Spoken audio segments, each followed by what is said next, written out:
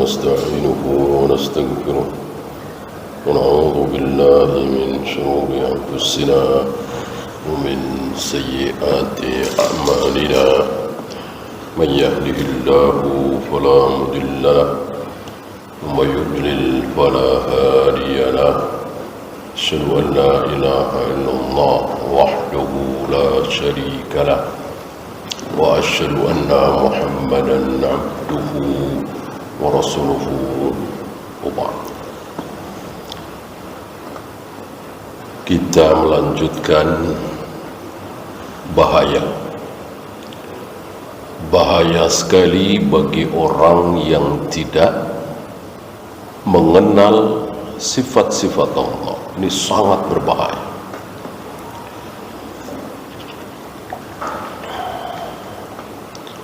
Lebih berbahaya dari zina, khamr, judi, membunuh, korupsi, dan seterusnya. Karena mengetahui sifat-sifat Allah adalah bagian dari tauhid. Mana ada di dalam Islam ini yang melebihi tauhid? Dari mulai sholat, zakat, puasa, haji, jihad. Ada yang menyamai keutamaan tauhid? Tidak ada. Tidak ada. Dan mana contoh-contoh bahaya? Beliau sudah sebutkan contohnya kemarin. Famathalan asma'ul 'azamati wal kibriyai wal majdi wal jalali wal haibati. Sifat-sifat Allah yang berisi tentang keagungan, kebesaran, keluhuran, kehebatan, itu tamla'ul qalba ta'ziman lillahi wa ijlalan lahu, akan menyebabkan hati itu membesarkan Allah, mengagungkan Allah. Dan kemarin kita singgung sedikit orang yang salah jalan. Apa misalnya? Anak muda kadang sholat, kadang tidak, kadang masih ikut-ikutan temannya, ngerokok, musik, bahkan minum khamar. Lalu diajak taubat. Apa dia bilang? Kalau saya belum mantap. Bahkan ada yang menasihati seperti itu.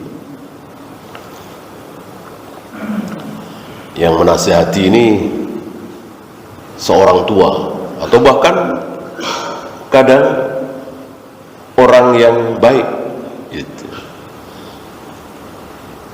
Kalau kamu belum mantap betul tobat, jangan dulu. Sebab kalau kamu tobat dari khamr misalnya, bertaubat, betul-betul bertaubat, habis itu ngulang lagi. Kamu kan masih muda, masih 21 tahun, 22 tahun, maka besar kemungkinan bergaul teman lagi, nanti minum khamr lagi, gimana? Mendingan nanti kalau udah siap. Ini betul apa salah ucapan ini? Salah besar. Salah besar. Gara-gara apa? Gara-gara dia tidak tahu sifat Allah. Apa sifat Allah? Salah satu sifat Allah, kalau melihat ada orang yang bertaubat, senang sekali. Melebihi senangnya seseorang yang menemukan kembali barangnya yang hilang, barang yang sangat berharga. Tentu senang sekali kan? Allah lebih senang. Tobat keberapa kemarin? Tobat pertama kali? Apa ketiga? Apa ke 10? Apa ke 17? Apa ke 30? Sama. Beda dengan kita. Kita tentu bosan ya. Minta maaf, rengek-rengek, nangis. 3 bulan kemudian berbuat salah lagi, ngerengek-rengek lagi, nangis lagi, minta maaf lagi. Nanti 2 bulan kemudian berbuat salah lagi, lalu nangis lagi, merengek-rengek lagi, minta maaf lagi. Bosan kita. Allah bosan? Allah tidak pernah bosan. Mau kita bertobat yang ke-30 kalinya, bahkan yang ke-100 kalinya, dosa lagi, bertobat lagi, berdosa lagi, bertobat lagi, Allah tidak pernah bosan menerima taubat hambanya. Maka ucapan tadi keliru besar. Menganjurkan anak muda untuk bertaubat nanti saja kalau sudah siap. Karena kalau sudah bertaubat kok ternyata balik lagi, maka Allah tidak terima kata siapa. Nggak ada seperti itu. Maka salah satu kisah yang tidak benar, kisah yang dhaif, kisah yang tidak ada itu, kisah siapa kemarin? Sa'labah.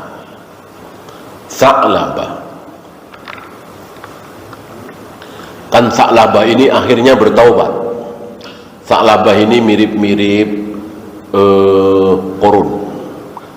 Cuman Qarun kisahnya sahih, ada di Al-Quran kan.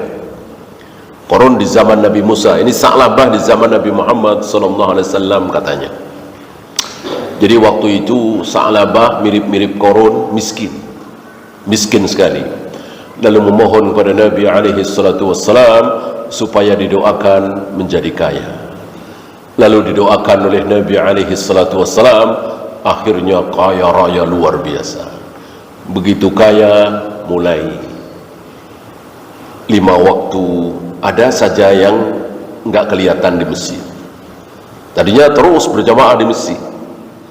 Lama-lama seharian tidak kelihatan berjamaah di masjid. Lama-lama terus akhirnya ketika tiba waktu pembayaran zakat, datang petugas Nabi SAW minta zakat dan tidak diberi. Cari hilah, cari alasan, tidak mau bayar zakat.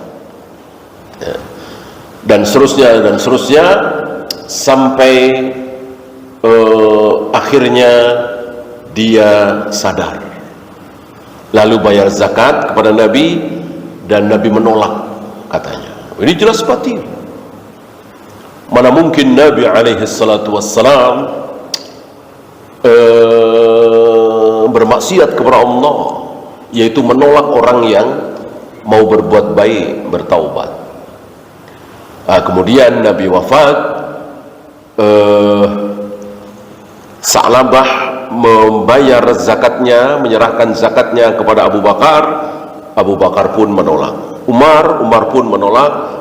Terakhir katanya meninggal di zaman Utsman. Kisah ini batil secara sanad dan matan. Secara matan jelas ya, Allah Maha Pengampun. Nabi SAW tidak berhak menolak seseorang yang mau bertaubat. Secara sanad tentu diketahui oleh para imam ahlul hadis, sanadnya dhaif, sama dengan Alqamah. Kisah tentang Alqamah yang dalam sakaratul maut nggak mati-mati, lalu mau dibakar oleh Nabi SAW. Ketika mau dibakar, ibunya menangis, memaafkan, kemudian meninggal. Sama kisah ini juga dhaif. Jadi tidak ada sahabat yang seburuk dalam kisah itu yang bernama Alqamah dan Sa'labah, dan bertentangan dengan sifat Allah tentunya. Allah itu nggak ada bedanya. Kalau kita mungkin ada bedanya ya. Mengakui kesalahan untuk yang pertama kali kita malah terharu, malah ikut meneteskan air mata. Begitu kesalahan kedua, udah beda rasanya kita. Kesalahan ketiga lebih beda lagi. Kesalahan keempat, kelima, udah nggak ada rasa. Gitu ya. Allah tidak. Mau kesalahan pertama, kedua, ke-100, ke-200, sifat Allah sama. Selalu senang ketika ada hambanya yang bertaubat. Nah, lihat, ini contoh dari beliau, betapa bahayanya orang yang tidak mengenal sifat Allah, jadi salah jalan. Ya. Ada lagi orang nggak mau minta katanya, bahkan ini melanda sebagian ustaz, saya dengar ya. Allah Maha tahu apa yang kita inginkan, kan Allah tahu, ngapain mesti minta? Rasul salah kalau begitu. Rasul mengatakan memintalah, berdoalah, memohonlah, terus memohon, walaupun dalam rangka menyambung tali sendal. Menyambung tali sendal mudah sekali. Kalau sekarang kita tali sepatu ya, dulu yang di tali itu sendal. Kalau kita sendal mungkin dijepit gitu ya. Zaman dulu di tali. Nah, tali itu kadang-kadang atau seringkali putus. Nah, untuk menyambungnya lagi mudah sekali. Anak kecil juga bisa kan menyambung tali sendal. Nah, jangan mentang-mentang mudah lalu tidak berdoa. Alah, pasti bisa, pasti berhasil, pasti sukses. Ngapain berdoa? Itu kan yang selama ini kita salah. Ya. Kita jarang berdoa memohon kepada Allah. Padahal hampir setiap, bukan hampir ya, pasti setiap hari kita butuh pertolongan Allah. Kita naik bus, kita nggak tahu mau sampai tujuan apa, tabrakan, kecelakaan di jalanan, nggak tahu. Kita mohon keselamatan. Ya, kita mau ketemu klien misalnya, kita nggak tahu apakah mau sukses atau gagal. Dia mau tanda tangan kontrak apa tidak, nggak tahu kan? Mohon kepada Allah. Kita mau pembeli, mau ketemu pembeli, kita nggak tahu. Dia akhirnya mau beli barang dagangan kita atau tidak, minta kepada Allah. Dan begitu seterusnya. Ini ada syubhat. Allah nggak suka katanya. Kalau Allah dikit-dikit, kalau kita dikit-dikit minta, dikit-dikit minta, dikit-dikit minta. Kalau atasan, orang tua, ayah, ibu, kakak, iya. Ya. Kita punya anak kita minta ini, minta itu, minta, kita nggak suka. Ya kan?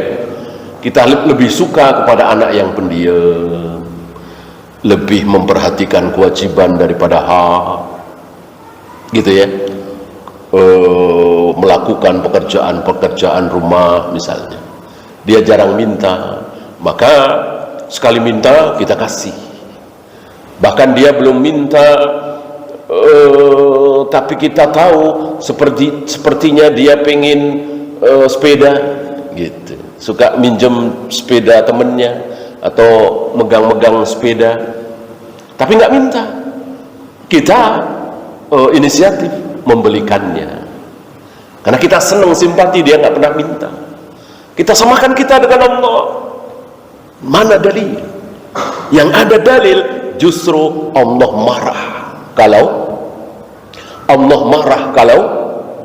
kalau kita tidak pernah minta.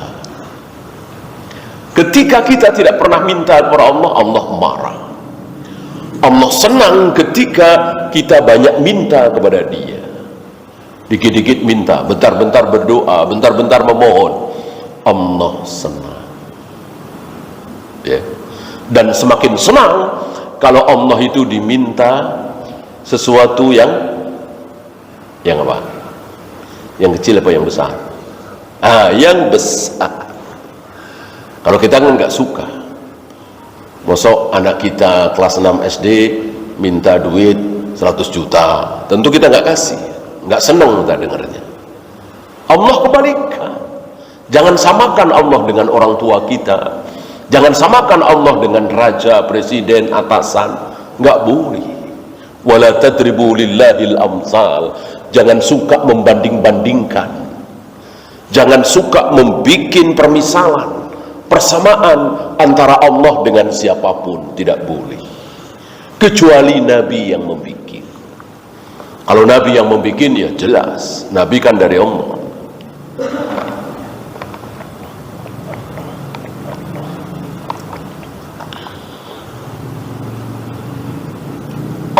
lebih sayang daripada wanita ini kepada anaknya. Nah, itu Nabi yang bilang, membandingkan, mengkiaskan, gitu ya. Yaitu ketika Nabi baru saja selesai perang, menang, lalu mengumpulkan tawanan perang, entah berapa ratus gitu ya, tawanan perang. Ada laki, ada perempuan, ada anak-anak. Nah, ada perempuan yang lari ke sana, lari kemari, lari ke sana, lari kemari, nyari bayinya.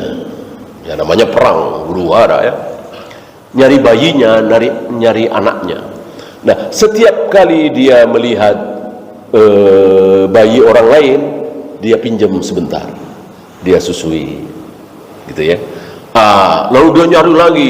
Ketika melihat bayi orang lain, dia pinjam sebentar, dia susui, terus sambil nyari-nyari.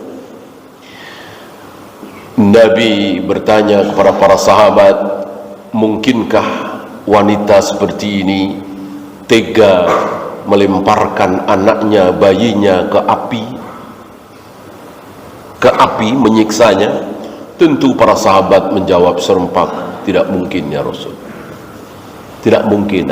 Lalu Nabi membuat perumpamaan dengan mafhum muwafaqah. Allah Rabbul, orang wanita ini begitu sayangnya, begitu cintanya kepada anaknya. Allah jauh lebih sayang terhadap kita semua hambanya daripada wanita itu terhadap anaknya, bayinya. Siapa yang mengatakan seperti itu? Nabi alaihi salatu wassalam. Tentu boleh kita yakini, harus kita yakini, kita terima gitu. Tapi kalau Nabi tidak mengatakan, jangan kita ngarang-ngarang. Allah itu ya seperti orang tua kita. Kalau kita bentar-bentar minta, orang tua nggak suka kan? Nah, Allah juga begitu, kata siapa? Allah tidak seperti orang tua kita, tidak seperti atasan kita. Justru semakin Allah banyak diminta, semakin Allah senang. Ya. Dan mintanya semakin senang lagi Allah kalau kita minta yang apa tadi? Kecil apa besar? Besar. Besar. Kalau kita minta yang tanggung-tanggung, Allah kurang suka. Justru ketika kita minta yang besar, Allah senang. Apa yang besar? Apa yang besar? Jannatul Firdaus. Maka Nabi mengatakan, wa idza sa'alta fas'al jannatul Firdaus. Jika engkau minta kepada Allah, jangan tanggung-tanggung, mintalah surga Firdaus. Sabda Nabi ini untuk siapa? Abu Bakar, Umar, Imam Syafi'i, Imam Bukhari, para ulama, orang-orang saleh, apa umum? Jawabnya umum. Umum kita yang gak ada apa-apanya dibanding dengan Abu Bakar dan Umar, atau bahkan mungkin ada di antara kita di sini yang baru belajar sholat. Kemarin-kemarin jarang sholat, ada yang mau mulai sholat lagi, ada yang baru mulai ngaji, ada yang masih belajar Al-Quran, Iqra 1, Iqra 2. Kemarin-kemarin masih asik berbuat maksiat, seminggu ini baru mulai baik, dan sekarang minta surga Firdaus. Boleh apa tidak? Boleh. Allah tidak bakhil, Allah tidak pelit, Allah tidak hitung-hitungan ente siapa. Sholat juga baru seminggu yang lalu masih maksiat, nggak tahu diri, enak aja minta surga Firdaus. Begitu? Tidak. Kalau atasan kita, perusahaan kita, presiden kita, orang tua kita, mungkin seperti itu. Allah tidak. Allah tidak bakhil, Allah tidak pelit, Allah tidak hitung-hitungan. Kalau Allah mau pendosa nomor 1 di muka bumi ini, Allah kasih surga, bisa. Dan kalau Allah mau manusia yang paling taat di muka bumi hari ini, Allah masukkan ke neraka, bisa. Karena sebuah kesalahan dia, sombong misalnya. Di mata manusia, dia manusia yang paling soleh. Ya taruhlah di negeri kita ini ya, karena medsos, karena ini, karena itu, entah berapa juta manusia mengeluh-elukan dia. sebagai manusia yang paling taat, paling soleh, paling hebat. Karena sebuah kesalahan, mungkin kesombongan, Allah masukkan dia ke neraka. Sanggup Allah? Sanggup sekali, sangat sanggup sekali. Maka jangan sombong kita. Ya. Sudah 40 tahun saya menjaga sholat berjamaah, sudah 40 tahun saya tidak pernah putus qiyamul lail, tahajud. Sudah 40 tahun saya setiap hari selalu baca Al-Quran minimal 1 juz. Lalu membesarkan diri, menyombongkan diri, tertipu oleh setan, oleh iblis. Ya. Sebaliknya, ya. Mungkin baru sehari taubat, dan taubatnya betul-betul taubatan nasuha. Dia mohon kepada Allah.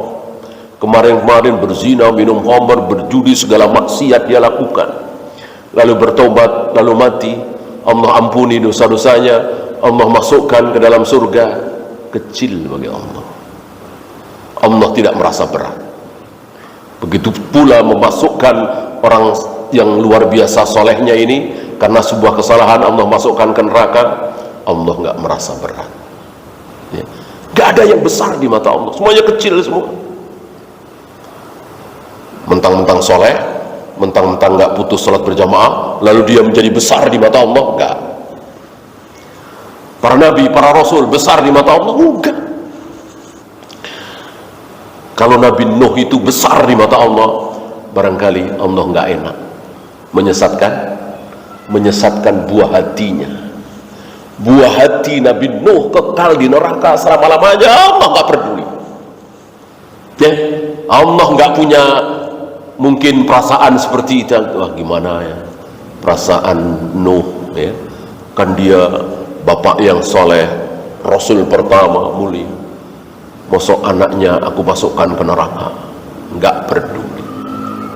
Lebih mulia dari Nabi Nuh, Nabi Ibrahim, Allah bikin ayahnya kekal di neraka selama-lamanya. Allah nggak peduli. Bahkan orang tua Nabi Muhammad SAW, paman-pamannya, Allah bikin kekal di neraka selama-lamanya. Allah nggak peduli. Karena di mata Allah nggak ada yang besar. Bahwa Allah mencintai para nabi, para rasul, wabil khusus Nabi Muhammad SAW, betul sekali. Tapi bukan berarti bahwa Rasulullah itu besar di mata Allah, besar di mata kita, betul. Manusia paling mulia, paling besar di muka bumi adalah Nabi Muhammad SAW. Besar bagi kita, tidak di depan Allah. Bagi Allah semuanya kecil. Ya, disayang oleh Allah, dicintai oleh Allah, betul. Tapi tidak kemudian Allah minder, Allah takut, Allah nggak enak sama para nabi, para rasul karena saking solehnya. Nggak ada.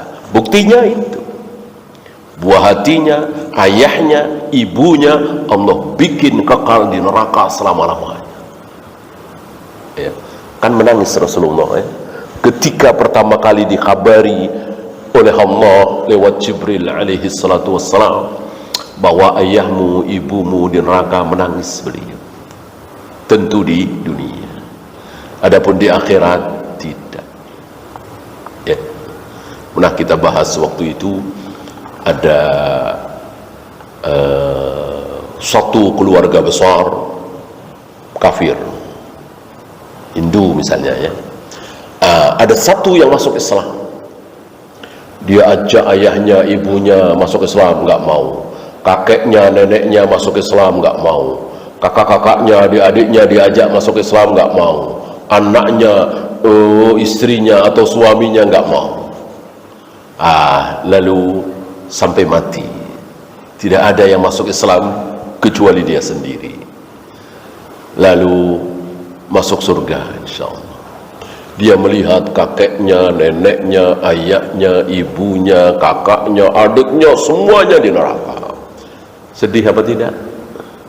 Sedih apa tidak? Tidak sama sekali. Tidak sedih. Sedihnya waktu di dunia. Di surga nggak ada kesedihan. Ya, yang ada nyukurin, syukur. Kenapa nggak mau saya ajak masuk Islam? Ya begini nih, syukur, puas gitu. Karena kasih sayang yang bukan karena Allah di surga nanti dicabut oleh Allah. Cinta, kasih sayang, pembelaan karena pertemanan, karena darah, karena bangsa, karena suku, karena hobi dicabut oleh Allah. Yang tinggal hanya kasih sayang, saling mencintai karena Allah. Kalau karena Allah langgeng terus sampai selama-lamanya. Ya. Walaupun barangkali di dunia sering berantem, sering debat tentang permasalahan agama misalnya, sering ngambek gitu, tapi sama-sama beriman, sama-sama beramal soleh, akhirnya sama-sama masuk surga. Maka wanaza'na min gillin, ya, kami cabut rasa iri, rasa benci, rasa tidak suka dicabut. Orang-orang yang masuk surga dicabut oleh Allah rasa iri, rasa dengki, rasa benci. Yang ada salamun, salamun qawlan min rabbir rahim. Salam, salam, ya. Itulah kesempurnaan kenikmatan surga.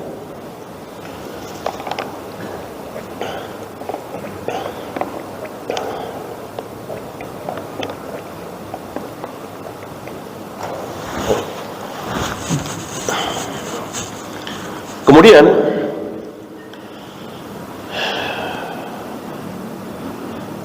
beliau membawakan ayat awal surat Al-Mujadalah. Saya bacakan. Qala Allah Ta'ala, qad sami'a Allahu qawla allati tujadiluka fi zawjiha. Sungguh Allah mendengar ucapan allati. Allati itu mu'anas, bukan alladhi, berarti perempuan gitu. Kalau dikamuskan artinya yang atau orang yang gitu ya. Tapi ya inilah hebatnya bahasa Arab ya, tidak menyebut tapi sudah ketahuan ini pasti perempuan. Jadi terjemahan yang baik dan benar adalah sungguh Allah mendengar ucapan seorang wanita, tujadiluka fi zawjiha, yang mengadu kepada engkau tentang suaminya. Ubadah bin Samit nama suaminya. Wa tashtaki ila Allah, dan dia mengadu kepada Allah. Wallahu yasma'u tahawurakuma, dan Allah mendengar hiwar, dialog kalian berdua. Siapa kalian berdua di sini? Wanita itu bersama Nabi sallallahu alaihi wasallam, kan dialog. Wanita bicara, Nabi dengar. Wanita bicara, Nabi dengar. Nabi bicara, wanita itu dengar. Innallaha sami'un basirun. Allah mendengar, Allah melihat. Ada tiga yang menyatakan bahwa Allah Maha mendengar di sini. Di mana? Di awal, di tengah, di akhir. Gitu ya? Di awal pakai fi'il madi, sami'a. Di tengah pakai fi'il apa? Mudhari, yasma'u.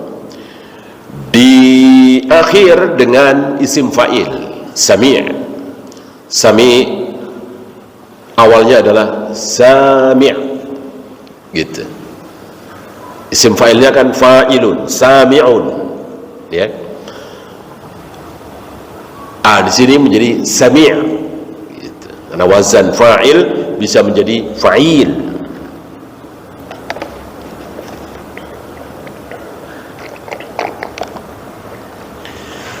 Ini kejadian di rumah Aisyah. Kejadian di rumah Aisyah.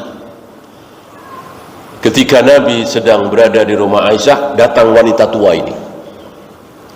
Datang wanita tua ini, istri dari Ubadah bin Samit, berdialog di situ, mengadu tentang suaminya. Karena suaminya ini, Ubadah bin Samit, mengatakan, mulai hari ini engkau sudah seperti punggung ibuku.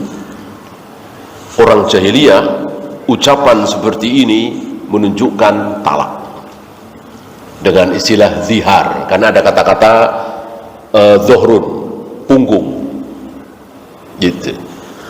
Nah, Islam menghapus hukum jahiliyah itu.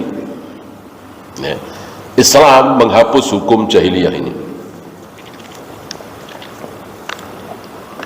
Nah, Aisyah ada di situ, tapi karena tidak ngobrol bertiga, agak jauh, jadi Aisyah kadang dengar, kadang tidak. Kadang dengar, kadang tidak. Ya, nggak ambil pusing, bukan urusan Aisyah kan? Mungkin sambil masak atau apa. Begitu turun ayat ini, awal-awal surat Al-Mujadalah ini, Aisyah geleng-geleng kepala. Ya, aku yang jarak cuman berapa meter dari Rasul dan wanita tua itu berdialog, aku ada yang dengar, ada yang tidak. Ada yang dengar, ada yang tidak. Allah dari atas arsy-Nya, gitu, entah berapa juta kilometer. Dari awal sampai akhir Allah dengar semua. Justru Aisyah semakin jelas apa dialog antara Nabi dengan nenek-nenek itu setelah turun ayat ini. Sebelum turun ayat ini, Aisyah nggak begitu jelas. Orang ada yang dengar, ada yang tidak. Ya, inilah keyakinan Aisyah, keyakinan para sahabat, keyakinan seluruh para nabi, para rasul, bahwa Allah bersemayam di atas arsy. Bukan seperti keyakinan Mu'tazilah, Jahmiyah, Jabariyah, Syariah, Maturidiyah, Allah ada di sekitar kita. Ya, campur aduk dengan kita, bersama kita. Bahkan dimanapun kita berada, disitulah ada Allah katanya. Kalau kita berada di masjid, ya Allah ada di masjid. Kalau kita berada di gereja, Allah ada di gereja. Kita berada di tempat maksiat, Allah berada di tempat maksiat. Ini penghinaan besar. Jelas ini penghinaan besar. Allah dengan segala keagungan dan kebesarannya bersemayam jauh di atas arsy. Ini keyakinan para nabi, para rasul, para sahabat, tabi'in, atba'ut tabi'in, a'immatul arba'ah, Imam Hanafi, Imam Maliki, Imam Syafi'i, Imam Hanbali, sampai imam-imam ahlul hadis, Bukhari, Muslim, Abu Daud, Nasai, Tirmidzi, Ibnu Majah, semua meyakini bahwa Allah bersemayam di atas arsy. Ini bagian dari tauhid, bagian dari akidah. Siapa yang menyimpang terancam rusak akidahnya, rusak tauhidnya.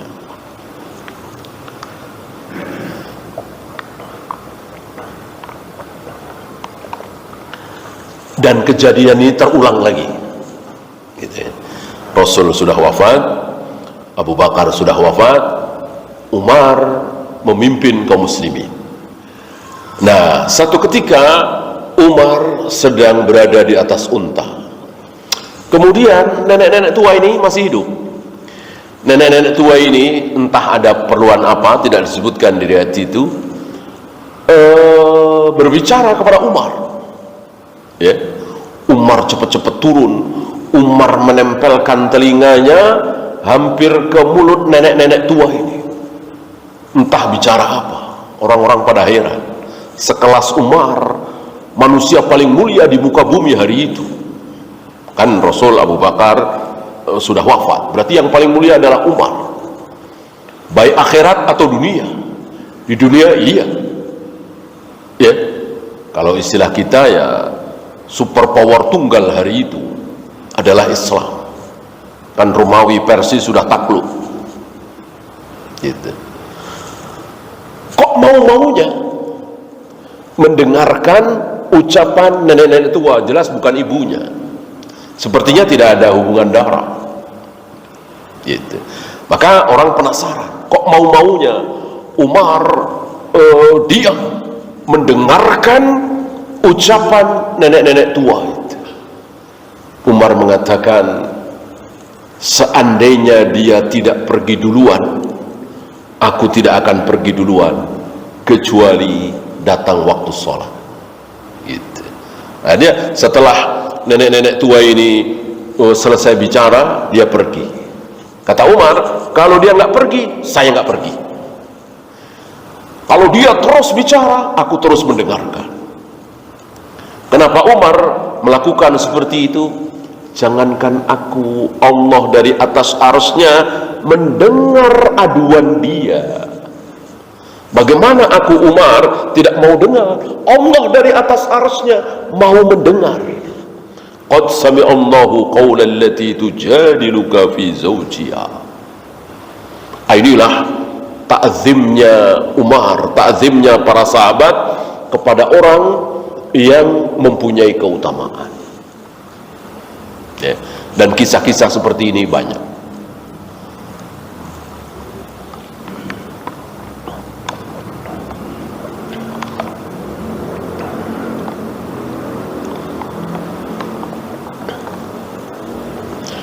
Ya, kita bahas sedikit isi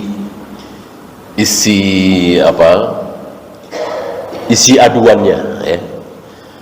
Jadi wanita tua ini Khawlah binti Sa'labah, ya, dizihar oleh suaminya. Lalu secara kebiasaan jahiliyah, orang wanita yang sudah dizihar oleh suaminya, maka wanita itu jatuh talak. Ini yang ditolak oleh Islam. Karena kalau tidak salah pernah kita bahas, ya. Jadi kebiasaan-kebiasaan jahiliyah itu ada yang dilanjutkan oleh Islam, ada yang tidak. Seperti kebiasaan jahiliyah, kalau salaman, kalau memberikan sesuatu, itu selalu mendahulukan yang kanan, ya. Misalnya saya membawa makanan untuk A, B, C, D, ya. D itu sebelah kanan, paling kanan dari saya, ya. Saya kasih ke D dulu, baru ke C, baru ke B, baru ke A. Begitu juga salaman, ya. Ketika saya berpapasan dengan 4 orang, maka yang pertama kali saya salami adalah yang paling kanan, kemudian sebelah kirinya, kemudian sebelah kirinya, kemudian yang paling kiri. Ini kebiasaan jahiliyah, dan itu diteruskan oleh Nabi SAW. Awalnya ketika Nabi punya makanan, di sebelah kiri beliau orang tua, riwayat mengatakan Abu Bakar. Di sebelah kanan beliau anak kecil, Ibnu Abbas, gitu. Umar melihat dari kejauhan. Umar mengatakan dalam hati, kali ini sepertinya Rasulullah akan menghentikan kebiasaan jahiliyah. Apa? Mendahulukan yang kanan. Pasti Nabi akan berikan dulu ke Abu Bakar makanan itu. Ternyata dugaan Umar meleset. Nabi meneruskan kebiasaan jahiliyah. Apa? Memberikan makanan itu kepada yang kanan. Tapi Nabi minta izin dulu, ya. Wahai Ibnu Abbas,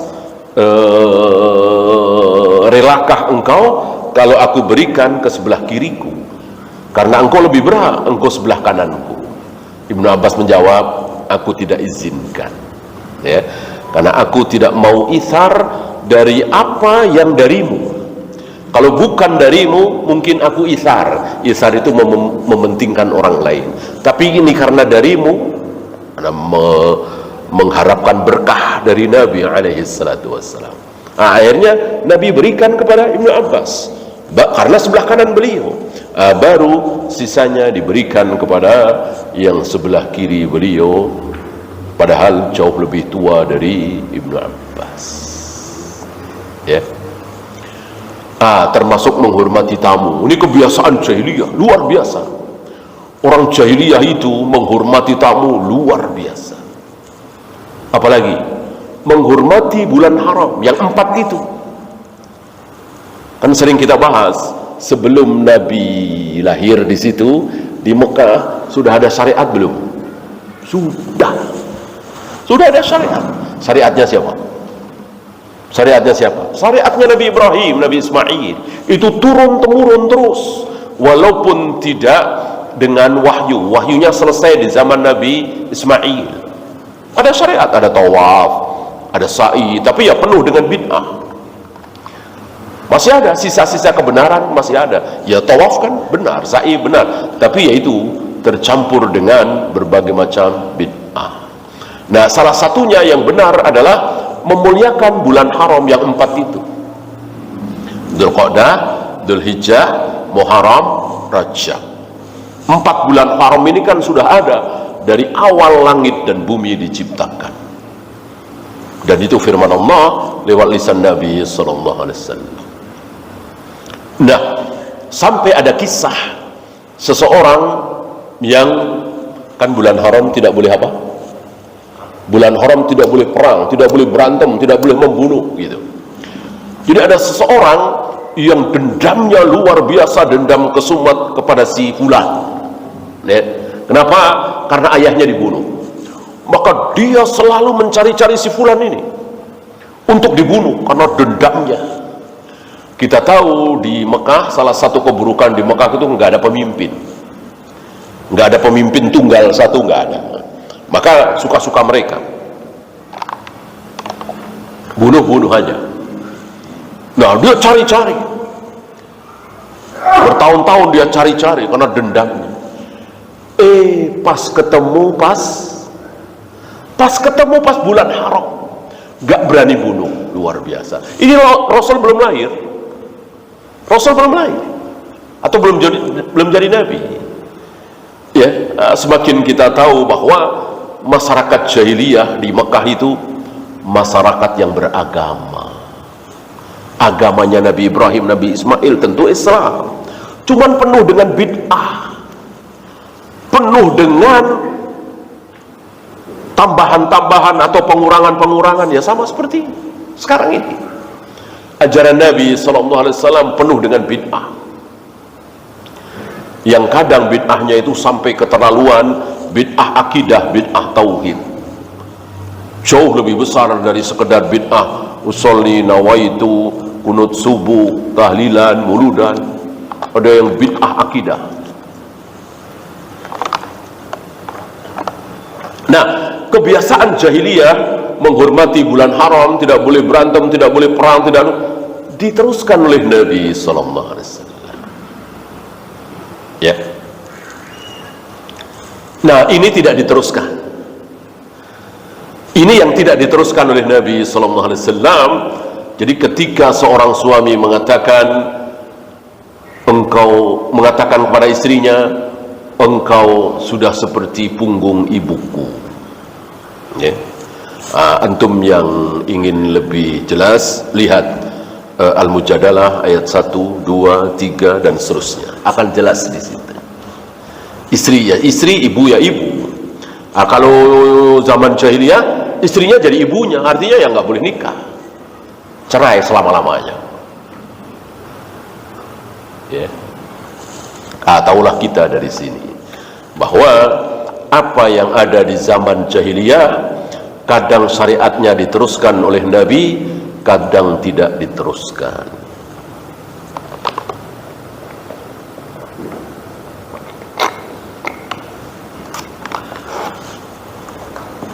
Ya, ada pertanyaan? Silakan.